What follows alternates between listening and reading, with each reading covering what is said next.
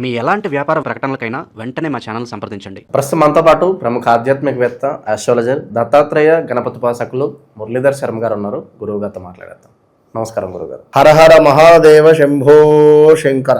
2026 కొత్త సంవత్సరం కన్యా రాశి వారికి సంబంధించి ఈ రాశి వాళ్ళందరికీ ధనపరంగా ఎటువంటి లోటు ఉండకూడదు, ఆర్థికంగా బాగుండాలి, ఏ పని చేసినా ముందుకు వెళ్ళాలి, ఎటువంటి లోట్లు ఉండకూడదు అనుకుంటే ఎటువంటి పరిహారాలు బాగుంటాయి అంటారు? సంవత్సరం మొత్తంలో కూడా ఎప్పుడు చేసుకున్నా వెసులుబాటు ఉండేలాగా మంచి రెమెడీస్ ఏమైనా ఉంటే వీళ్ళ కోసం తెలియజేయండి. ముందుగా ప్రేక్షకులకు ఈ యొక్క కన్యారాశి వారికి ఆంగ్ల సంవత్సర శుభ ఆశీస్సులు. 2026లో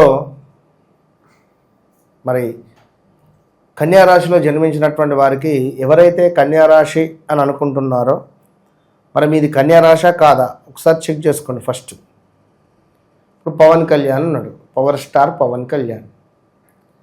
కన్యారాశి ఎందుకు కన్యారాశి? గోచారరీత్యా కన్యారాశి వస్తుంది. మరి గ్రాచారరీత్యా ఏమిటయ్యా అంటే మకర రాశి వస్తుంది. సో ఇవి రెండింటినీ మనం బేస్ చేసుకోవాలి. అదేవిధంగా తను జన్మించినటువంటి ఆ డేట్ ఆఫ్ బర్త్ ప్రకారంగా నడిచే దశ అంతర్దశలను బేస్ చేసుకొని అది చూడాలి. కనుక కన్యారాశి వారు అని అనగానే అబ్బా నాకే ఈ వీడియో నాదే అని అనుకుంటే మాత్రం తప్పు. అక్షరాల 100% తప్పు. కొందరికి జాతకం ఉండకుంటే అదే అని ఫిక్స్ అయిపోతే ఎలా? మనం చెప్తూ ఉన్నాం ఏమిటి, ముందు మీ జాతక చక్రం వేయించుకోండి. జాతకం ఉన్నా లేకుండా నేను చక్రం వేసి పంపిస్తాను. అది అదే మ్యాజిక్ అంటాం. నీకు డేట్ ఆఫ్ బర్త్ లేదు, నీ జాతకం నేను పంపిస్తాను. ఎట్లా పంపిస్తారు? నేను పంపిస్తాను. మొన్న అంటే రీసెంట్గా నిజంగా బయట జనాలు ఎట్లా తయారయ్యారంటే చాలా దరిద్రంలో ఉన్నారు వీరు. అసలు ఎందుకు ఇప్పుడు కొన్ని మాటలు కూడా మాట్లాడడం దండగా. ఒకడు మొన్న కూడా మన అదేది బ్రాహ్మణుల మీద ఒక పాట అవసరమా? దేనికి? మన దానిలో మనం ఇప్పుడు మీరు సనాతన ధర్మమా లేదా మీరు అది ఏమిటి అనేటువంటిది అది మీకు తెలిసి ఉండాలి. ఒక కులాన్ని కించపరిచేటువంటి అధికారం మీకు ఎవరు ఇచ్చారు? ఒక ఎస్సీని కానీ లేదా ఒక ఎస్టీని కానీ ఏమన్నా అంటే పోయి కేసు పెడుతున్నారు. ఓకే, ఒక బ్రాహ్మణుడు అంటే ఎందుకు కేసు పెడితే మరి వీరికి ఆ పరిస్థితి లేదా? అవునా కాదా? ఎంత వైరల్ అవుతుంది వీడియో, అది ఇంతటి బాధాకరము. అదేమిటి, మన గోచి కట్టుకుంటావు ఎందుకు, అదేమిటి పొద్దున్నే గుళ్ళో ఆరతిచ్చి గంట కొట్టగానే అలసిపోతావు, తట్టపారం వస్తే తెలుస్తుందంటే ఎవ్వరి పరిస్థితి వారిది. నీకు ఇట్లా కూర్చొని నువ్వు ఇంటర్వ్యూ చేస్తేనే నైట్ వరకు నువ్వు అలసిపోతావు. నీ పని అది, నీ కర్మ. అవునా కాదా? నా కర్మకు నాకు, నీ కర్మకు నీకు. ఎవరి పరిస్థితి వారిది. తట్టపారం మోసేస్తేనే అనేటువంటి తప్పు.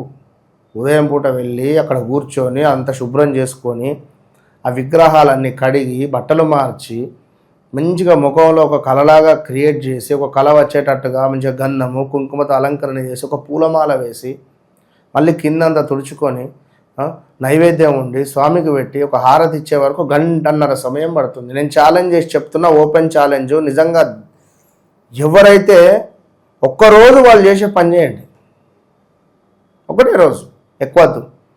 వారు ఎన్నింటికి లేస్తారు తెలుసా? 4:30కు లేస్తారు. 5:30 వరకు గుడికి వెళ్ళిపోతారు. 5ంటికి గుడి తీస్తారు. తీసి 5 గంటల నుండి 11:30, 12 వరకు గుళ్ళనే కూర్చోవాలి.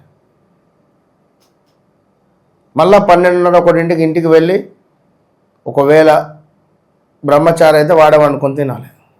లేదా ఇంట్లో ఫ్యామిలీ ఉంటే వాళ్ళు వంట వండి పెడతారు. తినగానే ఏమైతే తెలుసా? నిద్ర వస్తుంది పిచ్చి ఘోరంగా. బయటికి వెళ్దామంటే శరీరం మద్దుగా ఉంటుంది, ఎందుకంటే ఉదయం లేచారు కనుక. పడుకోవాలి. ఈ మధ్యాహ్నం పడుకో, మళ్ళీ సాయంత్రం లేచారు గుడ్ టైమే 5ంటికి. 5 to 8:30, 9 ఎక్కడికి పోతారు అతను? ఏం చేయగలుగుతాడు? 9:30కి మళ్ళీ ఇంటికి వచ్చి తిని పడుకుంటే నిద్ర పట్టదు, మధ్యాహ్నం పడుకున్నాడు. ఎన్నో అవస్థలు ఉంటాయి, ఎన్నో బాధలు ఉంటాయి. అవి ఎట్లా మాట్లాడతారు? సరే, ఎక్కడి నుంచో ఎక్కడికో వెళ్ళిపోయాం. కానీ వాస్తవానికి కన్యారాశికి సంబంధించినటువంటిది ఏంటి అంటే ఇప్పుడు ట్రోల్ అయ్యే పరిస్థితులు ఉన్నారు వీరిపై అధికంగా ట్రోల్స్ మనకు యూట్యూబ్లో కానీ ఇప్పుడు చూడండి, ఇప్పుడు పవన్ కళ్యాణ్ గారు అన్నది లేదు, చేసింది లేదు. ఇది కూడా బాధాకరమే. వాస్తవానికి ఎవరు ఏమన్నా అనుకోండి, నేను ఏ పార్టీకి కాదు, నాకు ఏం సంబంధం లేదు. ఏదో చిన్న మాట తన నోటి నుండి వాస్తవానికి తెలంగాణలో ఉండేటువంటి ప్రజల యొక్క చూపు వల్ల కోనసీమలో ఉండేటువంటి కొబ్బరి చెట్టు ఎండిపోయాయి అని ఎవరు మాట్లాడలేరు. తను మాట్లాడేటువంటి మాటలను వక్రీకరించి ఏదో సృష్టించినటువంటి సందర్భం ఉంది. సరే, అది ఏదేమైనా ఈ కన్యారాశి వారికి సంబంధించినటువంటి వారు ఎవరైతే ఉన్నారో వారు ఇప్పుడు ట్రోల్ అయ్యే పరిస్థితి. ఉదాహరణ నేను పవన్ కళ్యాణ్ గారి గురించే చెప్తున్నాను కనుక పా అక్షరం మీద ఉండేవారు చాలా జాగ్రత్తగా ఉండండి. మీపై కన్ను పడింది, మీపై నరుల యొక్క చూపు పడింది అని చెప్పుకో. నరదృష్టి నరఘోష అధికం కాబోతూ ఉన్నది. మీరే తస్మాత్ జాగ్రత్తగా ఉండాలి. మీ జాతక రీత్యా 6వ భావం 8వ భావాన్ని చూసుకొని దానికి సంబంధించినటువంటి దశ అంతర్దశలు ఏమైనా వస్తున్నాయా చూసుకొని ఏమన్నా దానికి సంబంధించిన రెమెడీ చేసుకోవాలి. కాలభైరవ స్వామి ప్రతి నెలలో మనం చెప్తూ ఉంటాం, ప్రతి నెలలో కూడా అష్టమి తిథులలో హోమాన్ని నిర్వహిస్తున్న మన దగ్గర అత్యంత తక్కువలో కేవలం 116 రూపాయలే, కేవలం 1116 రూపాయలతో 1116 రూపాయలతో గోత్రనామాలతో వారిపై పూజ చేసి వారికి వీడియో షేర్ చేయడం జరుగుతుంది, నడుస్తున్నది. ఇక ఇది కేవలం నరఘోష సంబంధించి కనుక గడిచిన రోజులలో ఉద్యోగాలలో మార్పులు చేర్పులు, కొత్త వాహనం కొనుగోలు చేయాలనేటువంటి ఆసక్తి, పాత వాహనం అమ్మాలి అనేటువంటి పరిస్థితి, నివాసంలో మార్పులు, ప్రదేశంలో మార్పులు, ఉద్యోగంలో మార్పులు అన్నట్టుగానే ఉన్నది. ఇన్ని మార్పులు చేసి ఒక దగ్గరికి వెళ్ళినా కూడా మనకు సరైన గుర్తింపు లేక ఇబ్బంది రావడము, మనల్ని కొంచెం కేర్లెస్గా చూడడము, మనకు ఒక గుర్తింపు లేదు, మనకు ఒక గుర్తింపు కోసం ఎదురు చూసే సందర్భాలు ఇట్లా ఉన్నవి. ఇక ఇందులో 2026లో ఆగస్టు వరకు కొంచెం పర్వాలేదు. ఆగస్టు తర్వాత మాత్రము చాలా క్రిటికల్గా ఉంటుంది పరిస్థితి. కన్యారాశి వారికి మామూలు పరిస్థితి ఉండదు కనుక ఇప్పటి నుంచి చాలా జాగ్రత్తగా ఉండండి. చాలా జాగ్రత్తగా ఉండండి. వృషభ రాశి వారు, కన్యా రాశి వారు ఇద్దరు బీ కేర్ఫుల్. 2026 ఆగస్టు తర్వాత నుండి మీ జీవితం అతలాకుతలం అయ్యేటువంటి సందర్భాలు మొదలు కాబోతున్నాయి.